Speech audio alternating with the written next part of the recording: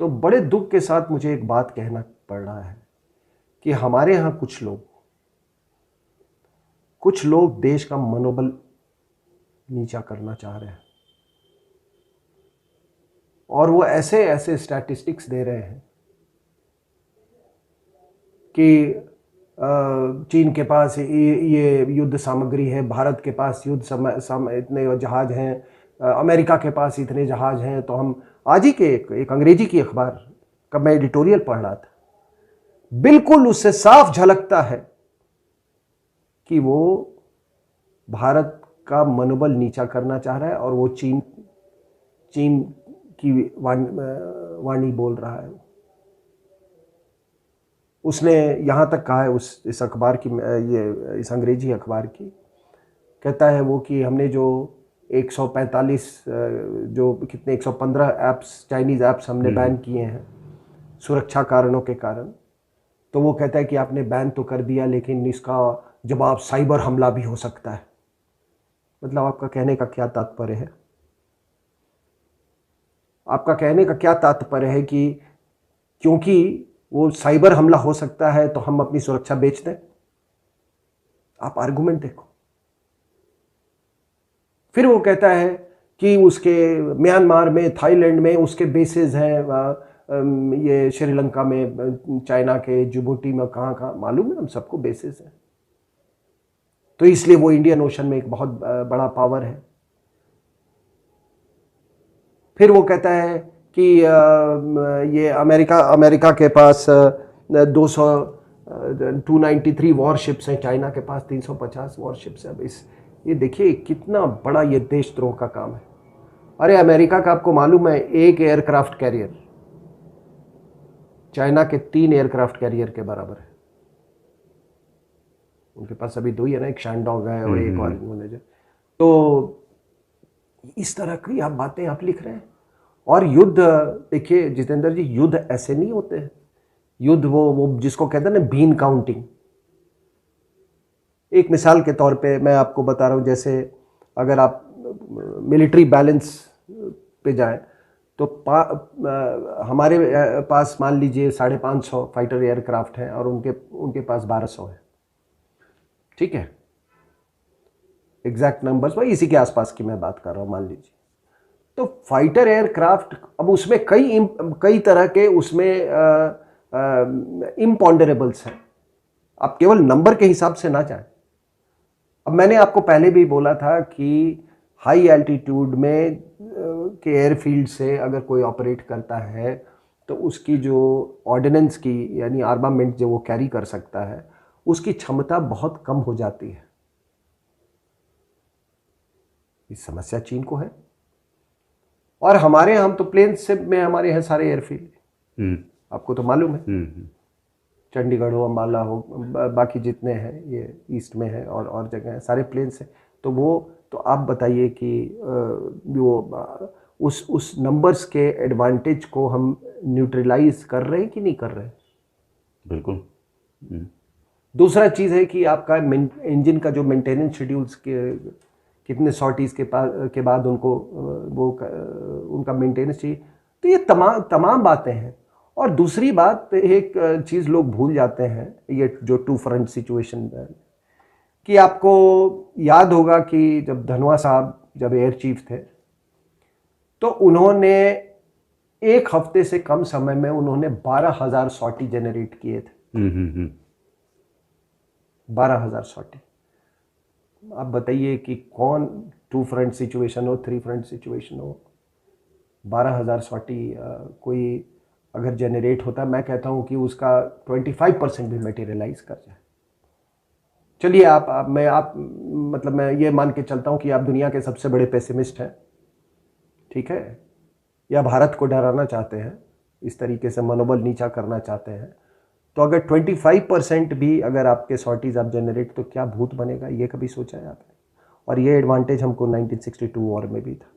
और इसीलिए मैं हमेशा कहता हूँ जितेंद्र जी कि कभी भी कोई युद्ध सामग्री के कारण नहीं हारी जाती है। आपके पास विकल्प होता है कि आप न्यूक्लियर पावर नहीं है, कि आपके पास ब्रह्मोस नहीं है, क्या आप एक मिसाइल पावर नहीं है? और बाकी आप देखिए, आप अब इसकी बात कोई नहीं करे, उस अखबार को थोड़ा वो ट्रांसपोर्ट हमारा जो एयरलिफ्ट कैपेबिलिटी है वो भी कंपेयर कर लेता। हम कहीं आगे हैं एयरलिफ्ट कैपेबिलिटी में। जब एयरलिफ्ट कैपेबिलिटी तो आपकी नेचुरली आपकी जो स्ट्रैटेजिक फ्लेक्सिबिलिटी है, ऑपरेशनल फ्लेक्सिबिलिटी है, वो कई गुना बढ़ जाती है। और फिर ये कि आप जिस एरिया में हैं उस एरिया में आपकी क्या मतलब सुपीरियॉरिटी है। सबसे बड़ी चीज़ है कि आप यूं ही इस तरह के, और क्या आपने जो सवाल पूछा कि क्या युद्ध होगा, तो ये क्या हो रहा है? सही बात। ये गलवान में हुआ वो युद्ध नहीं था, वो भी एक तरह का युद्ध था। हमने जो ब्लैक टॉप जो जाके काला टॉप जो कब्जा किया वो क्या था? वो युद्ध नहीं है, वो भी युद्ध है। तो जो चीज इम्पॉन्डरेबल के रेल्म में है उसको आप ये करके इस्तेमाल करके लोगों को का मनोबल नीचा कर उनको डराने की कोशिश करें, ये ऐसे लोगों को मैं देश का दुश्मन मानता हूं। और मुझे मालूम है ये सब चीन परस्त लोग हैं यहां पे। और जब मैं आपने पूछा कि ये युद्ध होगा नहीं होगा, तो मैंने आपको कहा कि ये एक निर्णायक समय है, एक निर्णायक मोड़ है हमारी डेस्टिनी में, भारत की तकदीर में, भारत के सफर में। इस निर्णायक समय में मैंने कहा आत्मबल की जो बात की, जो और पड़ोसी जो आपकी आत्मसम्मान पे जो चोट मारेंगे, तो ये केवल पड़ोसियों की ही बात नहीं है, आपके अंदर के में लोग उनसे ज्यादा कम खतरनाक नहीं है। वो हर दिन आपकी आत्मबल को नीचा दिखाने की कोशिश कर रहे हैं। इसलिए ये मिलिट्री बैलेंस, आप बताइए साहब कि हर एक कंट्री के अलग अलग थ्रेट परसेप्शन है। आप अमेरिका के साथ आप कंपेयर कर रहे हैं, पहले तो उनके जो क्वालिटेटिव डिफरेंस जो है, अमेरिका के जो 293 वेसल हैं और चाइना के 350, आप जो कह रहे हो, आपको मालूम है 3 कैरियर ग्रुप कितना फायर पावर पैक करता है? उसका सिक्योरिटी आर्किटेक्चर आपने देखा है? जापान, साउथ कोरिया, जो मैं कह रहा था गुआम, इधर इंडियन ओशन में डाइगो गार्शिया, जो वेस्ट एशिया में उसके एसेट्स हैं, उसकी जो 5th फ्लीट है वहां पे। मैं एक बात कह रहा हूं, आप इस तरह से आप ये कौन सी तुलना है? ये कौन सी तुलना आप कर रहे हैं? और मान लीजिए कल की मैं एक आपसे, आज तो आपका लाइन ऑफ एक्चुअल कंट्रोल है, आप ये बात कह के हम निकलते जा रहे थे। 93 में एग्रीमेंट साइन हुआ तो हमने कहा चलो उसमें 93 में sovereignty, territorial integrity, mutual respect इत्यादि इत्यादि इस पे हुआ। फिर आपने उसको 96 में उसको एक आपने लीगल फ्रेमवर्क दिया कि किस तरह से कंडक्ट होना चाहिए ये वो। फिर 2005 में आपने ये सारी चीजें आपने की, ये सारी चीजें, उसके बावजूद हालात इस तरह बिगड़ गए। तो क्या आप ये बताइए कि क्या आप ये चाहते हैं कि इंडियन ओशन के भी अंदर में ये हालात इसी तरह हो जाए? क्या आप चाहते हैं कि मान लीजिए अगर वहां पे साउथ चाइना सी को वो क्लेम कर दे तो क्या आपका हक नहीं होता है?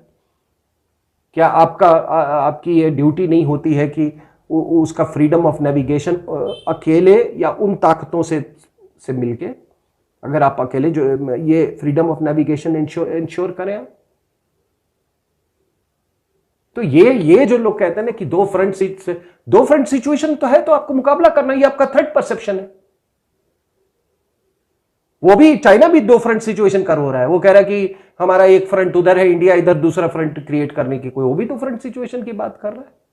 और एक कंट्री जिसके 14 नेबर्स हो, जो आपसे साइज में 3 बार बड़ा हो, ठीक है। और सबसे बड़ी इंपॉन्डरेबल बात कि मैं ये जो तमाम जो मनोबल नीचा करने वाले जो चीन परस्त लोग हैं ना, इनको साहब मैं कहता हूं ना कि जाके उधर बैठ जाओ बस अभी। आप चले जाओ, आपको अगर रात में वहां छोड़ देना, सुबह आपकी लाश निकलेगी वहां से, सुबह आपकी लाश निकलेगी, आपकी बोलती बंद हो जाएगी। उस एरिया में मैं रहा हूं, उस समय बहुत यंग था, उस समय मेरी महज उम्र 25-26 साल की थी उस समय। तो ये अब आप उसको क्वालिटेटिव ये भी तो आपको फैक्टर इन करना होगा कि उनका फाइटिंग प्रोवेस क्या है, उनका फाइटिंग स्किल्स क्या है, उनका मनोबल क्या है और हमारा मनोबल क्या है। कौन से हमारे तो लोग सब ट्रेंड हैं। तो लद्दाख में लोग जाते हैं, लद्दाख इसी एरिया में पहले पोस्टेड था, उसके बाद मैं फिर सियाचिन गया वहां से। और ये उस समय की बात है कि जबकि नया नया ये सियाचिन का 86 की बात कर रहा हूं, वो we were one of the first inductees. और मुझे याद है 86 की भी बात करो, अभी ये टू फ्रंट सिचुएशन की बात करें, 86 में उस समय भी युद्ध जैसी स्थिति बनी हुई थी ये। और मुझे याद है एक दिन में लेह में उस जमाने में 70 सॉटी हो रहे थे, बिल्डअप जब हो रहा था। तो उस समय से तो हम कहीं आगे चले गए। तो इसलिए कृपया इन लोगों से मेरी मतलब इन लोगों को मैं वार्निंग देता हूं कि आप देश का मनोबल नहीं नीचा करने की कोशिश नहीं करें।